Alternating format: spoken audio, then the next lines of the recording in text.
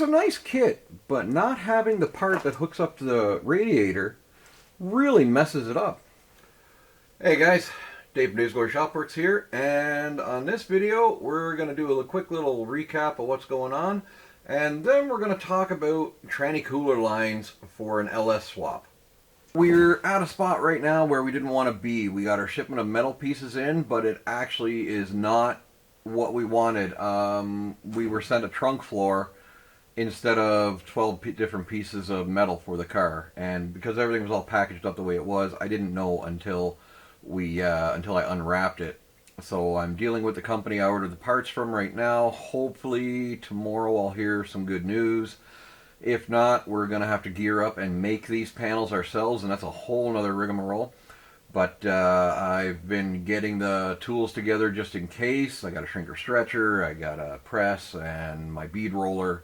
I'm looking for a slip roller right now that I can afford, but that's on the end of, oh boy, what are we going to do? So right now, no panic. I would love to have the panels and be welding them in right now, but we can't.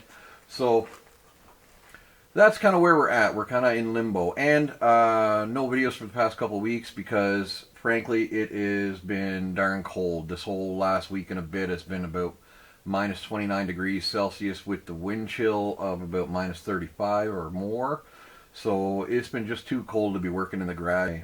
My forced air furnace is out of propane, and my oil burner, it's actually been so cold I can't get the oil to flow. And without getting the oil to flow, well, no oil burner. And also too, I have to make a couple of modifications to add a heat exchanger to it to get more output. It heats up beautifully, beautiful, like almost 500 degrees Fahrenheit, no problem, or better if I really turned it up.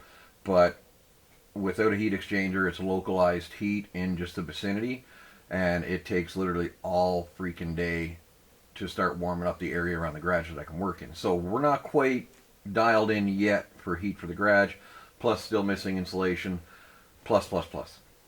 So we've all seen those kits for tranny cooler lines, braided ones, Teflon tube, coated in stainless steel braid. Very good units.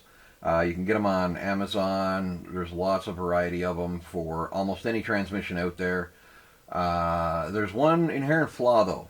They don't come with the adapters to go to a factory transcooler. Now, having said that, so how many of you out there have done a 4L60E and say a 5.3 or a 4.8 or a 6 liter or even a 4L80, swap into your square body or another vehicle, and you're down to cooler lines? So where we were previous, let me show you, we had these. Nothing really wrong with it. You got a 5/16 factory line from our Turbo 400 we had, and this is what's left over from the rad cooler. So this thing doesn't need the extra cooling. We're not going to be drag racing this truck. It doesn't need the extra capacity cooler for heavy duty towing or anything like that. The factory cooler in the radiator will work fine. So our radiator is from 2000 GMC 1500 to, or well, it was a 4x4, but anyway, GM 1500. And it's the radiator that came with the 4.8 LS out of the same truck. So that brings us to scrolling online when I was putting the 4L60 in the truck, and I stumbled across the tranny cooler lines. I'm like, hey, that'd be a really nice clean way to put it together. We always had some seepage and drippage, like having to couple it together like this. It's not the greatest. You know, it's not cool, and no matter what you did, like I got them double clamped, I flared the ends a little bit, like it just didn't matter. Without going and buying like 30 bucks worth of fittings and furls and compression unions and everything, and even those have been known to seep a little bit here and there. Long story short, I got thinking, well, what happens if I hook it? So, getting ahead of myself. I bought a tranny cooler line kit. It came with the right adapters for the transmission. Got those adapters in, came with some 90s, and this is all Dash 6. Here's the cooler lines. They're very nice. They're Teflon tubing, Teflon 3/8 tubing essentially. It's like 9 mil or something like that, 9.5 mil. And then Dash 6 fittings on the end, Dash 6 AN. But they don't hook up to the radiator. So I started doing some digging, and I couldn't find anybody online that successfully hooked them to their radiator without a lot of messing around, or there was a lot of people that were afraid of undoing the radiator fittings, the ones that the tranny cooler lines clip into, the factory ones, stating that the cooler would come loose and stuff. But I'm going to bring you in here and I'll show you what I have in my situation. So that is the upper transmission cooler line fitting. You see the big kind of sheet metal looking nut around the outside of it. That is what holds the cooler in place. And I couldn't find any specs for the longest time, but finally I found somebody had listed what spec this was, these threads, and was able to get fittings for it. So inside of it, I don't have my flashlight, I'm sorry. Ooh, I do. Hang on. So inside this fitting, that is an inverted flare. So knowing it's an inverted flare, we just need to know the thread size. So that's what I went digging for, was thread size. It's another Amazon company, all made in China, of course. And they sell this fitting pack. Let me get you. We'll get this dialed in nicely. So if anybody wants it, that's the part number. And these are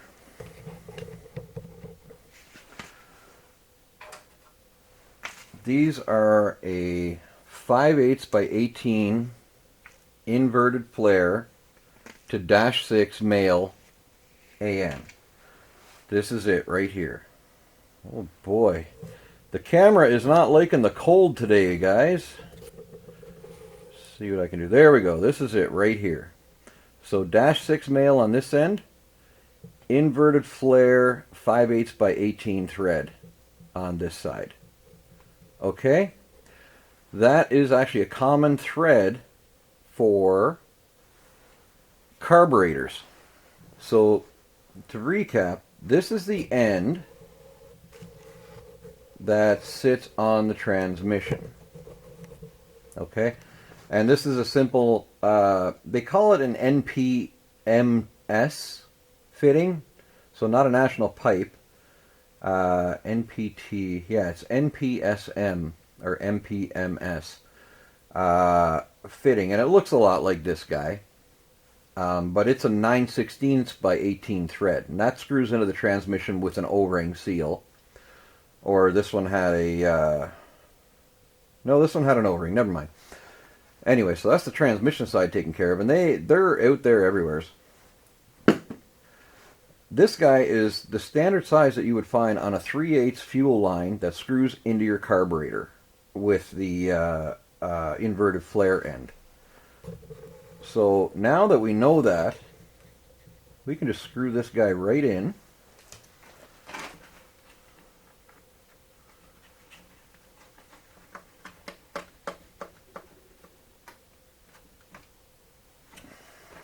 And we'll screw the other one in the bottom, bear with me.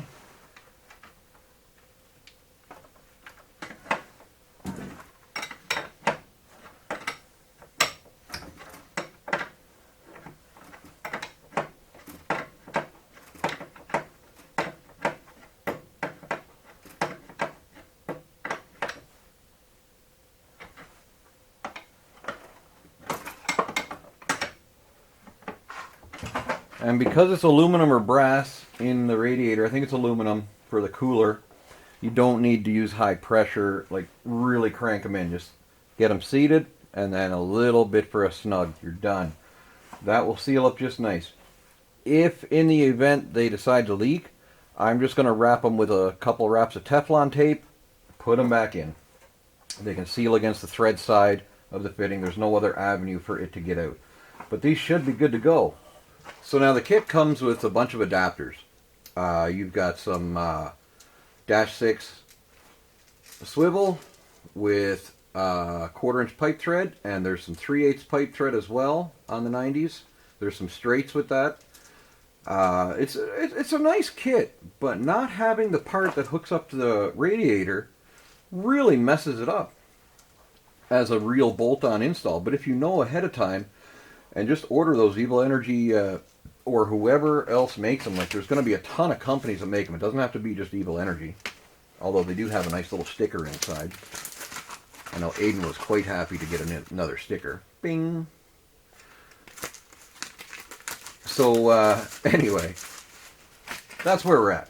These are -6 male, -6 female, and I'm probably going to use them on the transmission cooler lines. Now, the very last part is I got the 70-inch kit, and it's too long. Look at how long these guys are. So I could easily knock off a good 12 to 14 inches and still have plenty of tranny cooler line. But I'm not going to shorten these lines because they're all pre-made, and I'm happy with that. I can loop them along the frame, or I can bring them up underneath the air box, which sits right about here. Doesn't matter. I'll make them look good. But, so from here, I can put these 90s in if I want, and I may. But right now, all you end up needing to do... Doesn't that look a whole lot cleaner now? Nice, simple, braided line. Looks good and clean. Good high compression connections. And leak-free connect. Like, screw together the -6. I might have to tighten and loosen it a couple times, but they're good. They don't leak once you got them seated. So that's pretty much where it is. That looks a heck of a lot better than adding more and more adapters to try and make it all go together. So just that little bit of info for those 5/8 by 18 inverted flare to -6 male. Beautiful. They should have included them in the kits, but there's other options for running external tranny coolers and all kinds of stuff. So that makes me happy. I hope you guys got something out of it. I think it's a really good little win-win, especially now that I can barely feel my fingertips because it's cold. And like this one here, it's way too long compared to that one, so I'm going to zip tie the two together along the frame, secure them, and I'll probably just run a simple loop in this one. Just like that. Simple and easy, not a problem. Connect it down below, and then I don't have to think about it anymore. And I could 90 them as well. If I 90'd the top one and brought it straight up, and 90'd the bottom one so it went straight down, might be an option. We'll see what happens. That's going to happen when it comes to a little more fit and finish, and when we're closer to getting the truck running again. But from Dave at Dave's Glory Shopworks, that's all I got for you today, guys. I hope you enjoyed that, because I like knowing all the parts that are required, not just halfway there. So instead of it being an hour in the evening putting my cooler lines and all that jazz in and hooking it up and being done, it ended up being like 2 weeks of searching, looking, ordering parts. Oh, wrong ones. Okay, order this, try that. Oh, okay, now we got it. So time goes by pretty quick, and we don't got all that much time. Next video, Aiden and I will be sanding on the truck, and we're going to keep on going on the body work. I'm going to take the drive shaft to my buddy's machine shop where he's got a nice, beautifully set up bandsaw. I can make a nice clean cut, shorten the shaft how it needs to be, and that's a whole nother segment. So I know the U-joint I need, the combination U-joint, and we're going to reuse her two-piece drive shaft. It's going to be the cheapest, most economical part, and as long as it doesn't vibrate, we win. And if it vibrates, I send it out and get a balance. Not the end of the world. I'm rambling. Okay. So that's where we're sitting. You now have all the parts required for your transmission cooler line kit to make your LS swap that much more seamless. Hope you enjoyed it, guys. Thanks very much for watching. I really appreciate all of you, all your subscriptions, everything, your comments. Keep them coming, guys. Have a great night.